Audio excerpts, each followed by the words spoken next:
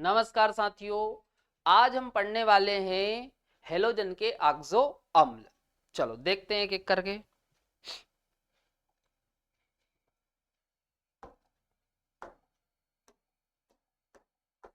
तो पहले हम देखते हैं ऑक्सीडेशन स्टेट फर्स्ट में, है ना।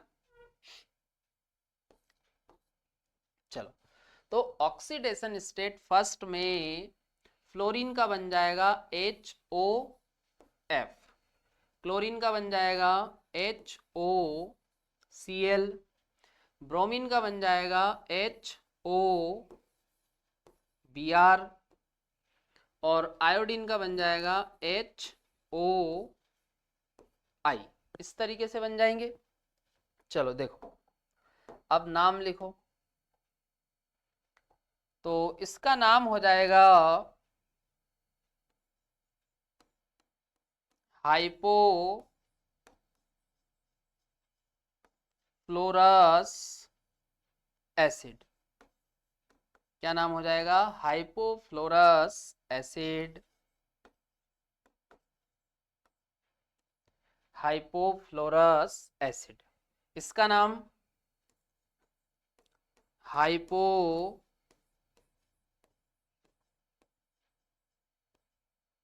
Chlorous acid. क्या नाम हो जाएगा? Hypo chlorous acid. इसका नाम हाइपो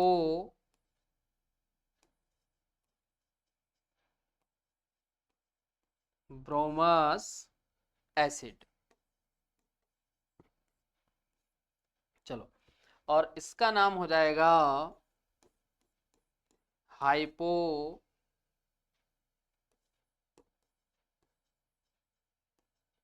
आयोडस एसिड। क्या नाम हो जाएगा? हाइपो आयोडस एसिड, है ना। चलो, तो पढ़ लो पहले थोड़ा सा।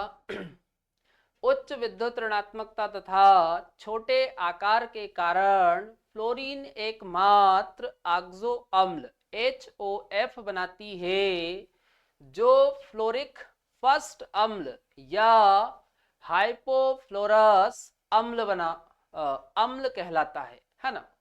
तो ध्यान रखना, फ्लोरीन केवल एक ही ऑक्सो अम्ल बनाता है HOF। इसे हम फ्लोरिक फर्स्ट अम्ल या हाइपोफ्लोरस अम्ल बोलते हैं, है ना। ये नाम हो गया। और अन्य की यदि हम बात करें तो अन्य अनेक ऑक्सो अम्ल बनाते हैं, पर जो फ्लोरीन है वो केवल ये एक ही बनाता है HOF। इसके अलावा फ्लोरीन नहीं बनाता है। चलो आगे देखो। अगला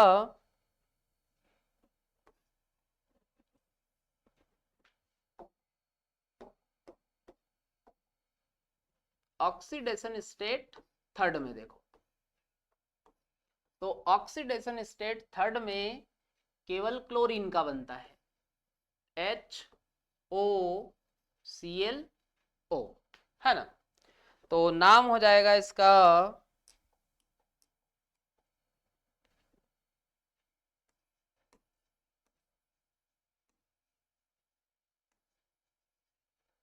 हाइपो सॉरी नाम क्या हो जाएगा?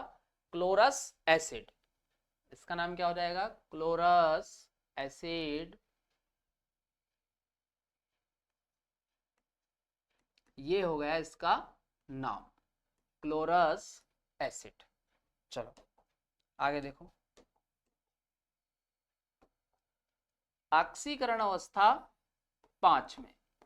तो ऑक्सीकरण अवस्था 5 में क्लोरीन का बनेगा HOClO2, ब्रोमीन का बन जाएगा HOBrO2 और आयोडीन का बन जाएगा HOiO2, है ना। इस तरीके से नाम देखो।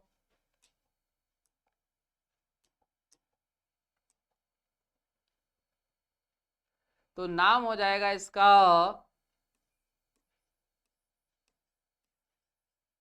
Chloric acid. क्या नाम हो जाएगा? Chloric acid. इसका नाम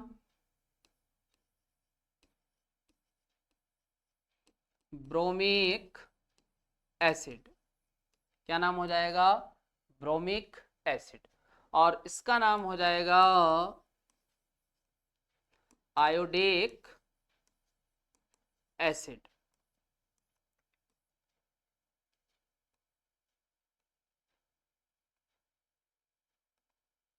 चलो अगला देखो,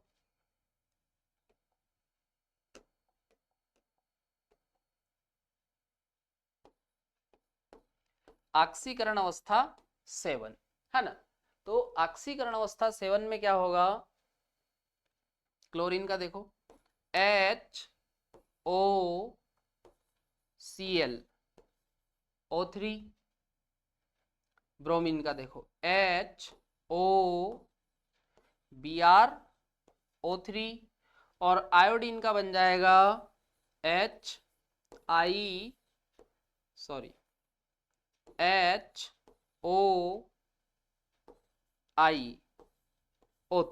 इस तरीके से बन जाएगा।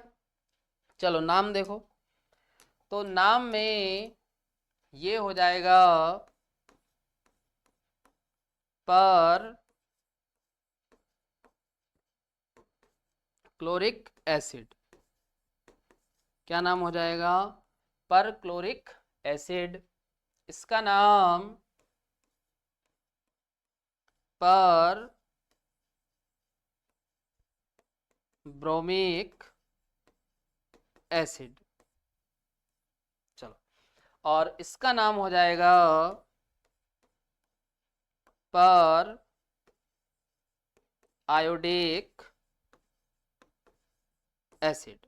क्या नाम हो जाएगा? पर आयोडिक एसिड, है ना। चलो नोट करो ये पूरा ऐसा कैसे ही।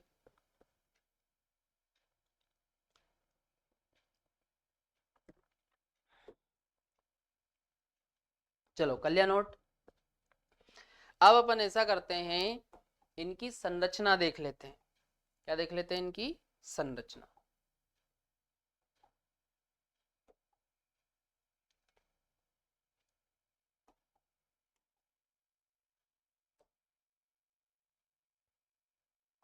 चलो इधर देखो, जैसे क्लोरीन की हम बात करें तो जो क्लोरीन होता है वो चारों ऑक्सीकरण अवस्थाओं में बना रहा। तो अपन क्लोरीन के देख लेते हैं ना बना के। तो HOCl, है ना। अब इसमें आपको क्या करना है? दूसरा इधर बनाओ HOClO, है ना। या फिर अपन इसको HClO2 ऐसा भी लिख सकते हैं। इसी प्रकार आप इसको भी लिख सकते हो HClO, ऐसा लिख सकते हो। चलो आगे देखो, अगला HOClO2, या आप इसको HClO3 ऐसा लिख दो। चलो इधर देखो HOClO3 या HClO4, इस तरीके से अपन इनको लिख सकते हैं, है ना। चलो अब पहले हम निकालते हैं इनकी ऑक्सीकरण अवस्था। तो जिसकी निकालनी रहती है उसकी कितनी मान लेते हैं? x। तो क्लोरीन की हमने मान ली x, हाइड्रोजन के कारण +1, ऑक्सीजन के कारण -2 इक्वल टू 0। तो x इक्वल टू क्लोरीन का आ जाएगा +1। ऑक्सीकरण अवस्था क्या आ गई यहाँ पर? +1। चलो यहां पर देखो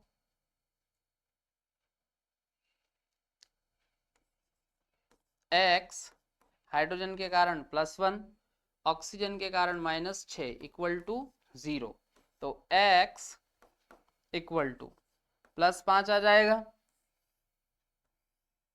चलो यहां पर देखो,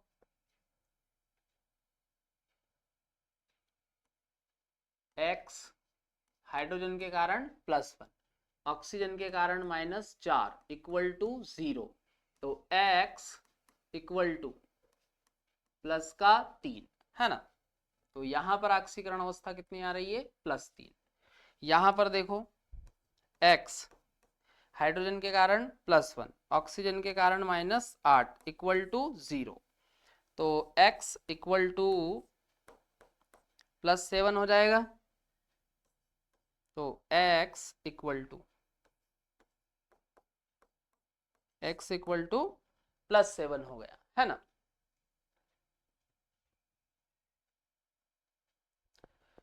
तो अब अपन बनाते हैं इनकी संरचना, है ना। तो अब आप देखते जाओ। अब इसमें आप देखो,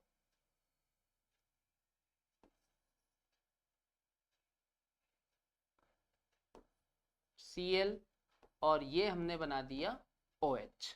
इस तरीके से इसकी संरचना बन जाएगी। इसकी देखो, Cl OH लगा दो और एक ऑक्सीजन को जोड़ दो आप डबल बॉन्ड के साथ, ये बन गई। चलो यहां पर देखो इसकी,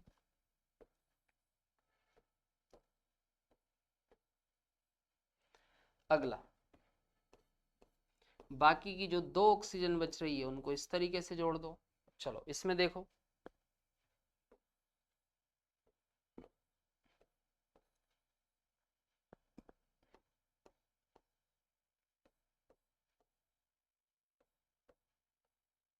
ये इस तरीके से अपन बना सकते हैं,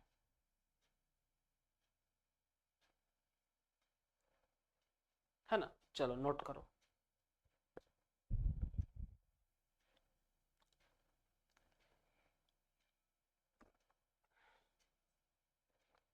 चलो कर लिया नोट। आगे देखो, अगला हम देखने वाले हैं अम्लीता, है ना। तो भाई जो अम्लीता है वो विद्युत ऋणात्मकता के समानुपाती होती है, विद्युत ऋणात्मकता के समानुपाती। चलो देखो एग्जाम्पल देखो, जैसे HOF, HOCl, HOBr, HO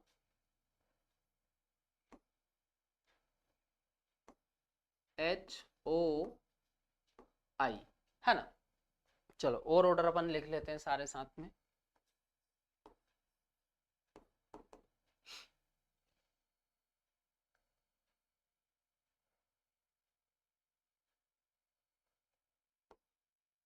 HClO3, HBrO3 और HIO3, है ना। अगला देखो, HClO4,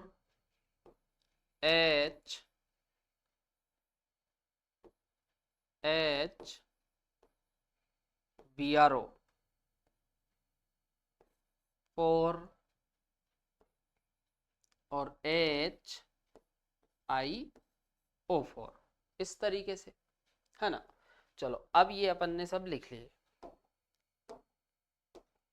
अब यहां पर आप देखो, ये इस डायरेक्शन में हम समूह में नीचे जा रहे हैं, डाउन द ग्रुप लिख लो यहां पर, down the group, down the group. तो down the group acidic nature, down the group acidic nature.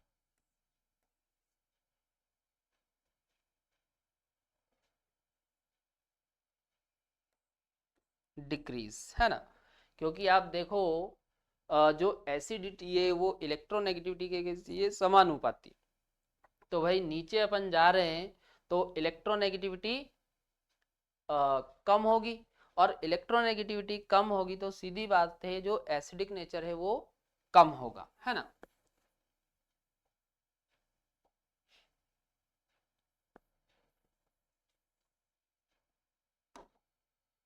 Electronegativity, electronegativity कम हो रही तो जो एसिडिक नेचर है, एसिडिक नेचर, एसिडिक नेचर भी कम होगा, तो इनकी एसिडिटी का ये ऑर्डर बन जाएगा, ये इस तरीके से ऑर्डर बन जाएंगे, है ना। नोट करो, ये बहुत बार एग्जाम में पूछे जाते हैं, है ना। चलो नोट कर लो।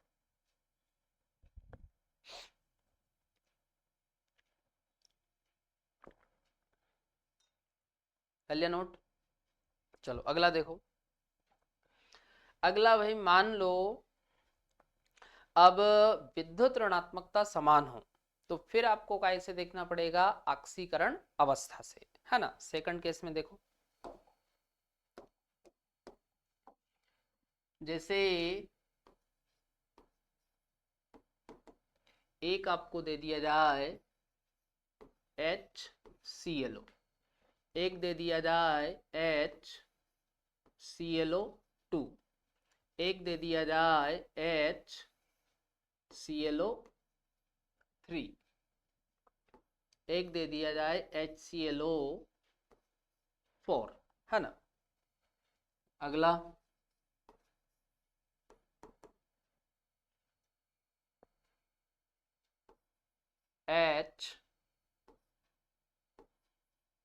HBrO,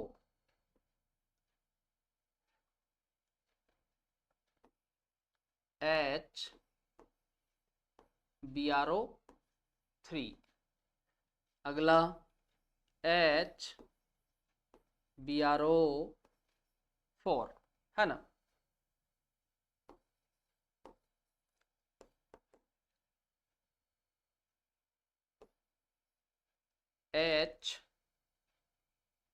HIO,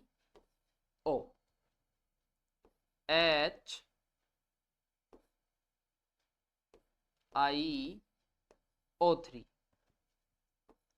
HIO4, है ना। इस तरीके से अब अपन इनमें ऑक्सीकरण अवस्था देखें, तो यहां पर ऑक्सीकरण अवस्था आ जाएगी +1, यहां पर +3, यहां पर +5, यहां पर +7, है ना। इसी प्रकार यहां पर +7, यहां भी +7, यहां पर +5, यहां पर +5, यहां पर +1, यहां पर भी +1, ये ऑक्सीकरण अवस्थाएं अपन ने लिख दी। अब भाई रूल क्या बोल रहा है कि जो एसिडिक नेचर है वो ऑक्सीडेशन स्टेट के साथ समानुपाती, या ऑक्सीडेशन स्टेट की जगह पर आप ऑक्सीडेशन नंबर भी यूज कर सकते हो, है ना। तो जहां पर ऑक्सीडेशन स्टेट ज्यादा होगी वहां पर एसिडिक नेचर भी ज्यादा होगा, तो HClO4 सबसे ज्यादा अम्लीय होगा और HClO ये सबसे कम अम्लीय होगा, ये इस प्रकार से ऑर्डर बन जाएंगे। चलो नोट करो।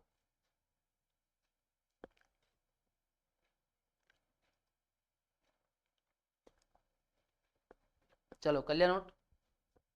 अगला देखो, अगला है थर्मल स्टेबिलिटी। तो जो थर्मल स्टेबिलिटी है वो ऑक्सीडेशन स्टेट के कैसी होती है, समानुपाती, है ना। तो यहां भी देखो एग्जांपल,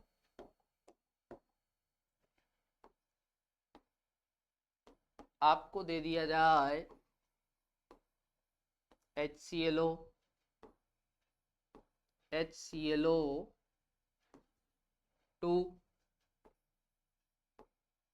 HClO3, और एक दे दिया जाए HClO4, है ना। तो इनमें आप ऑक्सीडेशन स्टेट देखो, पहले तो स्टेट या नंबर भी बोल सकते हो। तो यहाँ पर +1 आएगी, यहाँ पर +3, यहाँ पर +5 और यहाँ पर +7, है ना। तो जहां पर ऑक्सीडेशन स्टेट ज्यादा होगी वहां पर थर्मल स्टेबिलिटी भी ज्यादा होगी, है ना। चलो नोट करो इसे।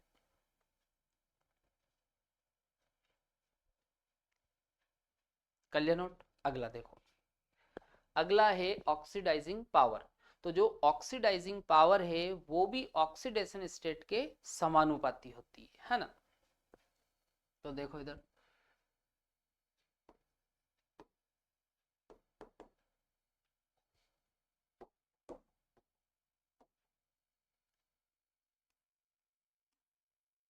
HClO, HClO2, HClO3, HClO4। अब यदि अपन इनमें ऑक्सीडेशन नंबर देखें तो यहाँ पर +7, यहाँ पर +5, यहाँ पर +3 और यहाँ पर +1, है ना। तो भाई रूल के अकॉर्डिंग तो ऑक्सीडाइजिंग पावर इसकी ज्यादा होना चाहिए, है ना। पर ये एक्सेप्शनल केस है ना।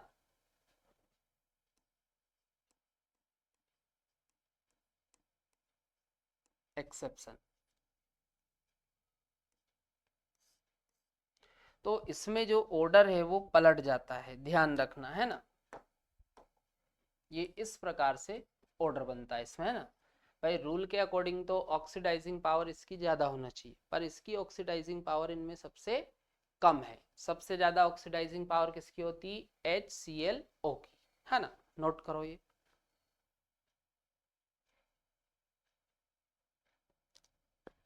चलो कर लिया नोट। तो यहाँ पर अपना ऑक्सो अम्ल वाला जो टॉपिक है ये कंप्लीट हो जाता है। इसके आगे का अपन कंटिन्यू करते हैं कल, है ना।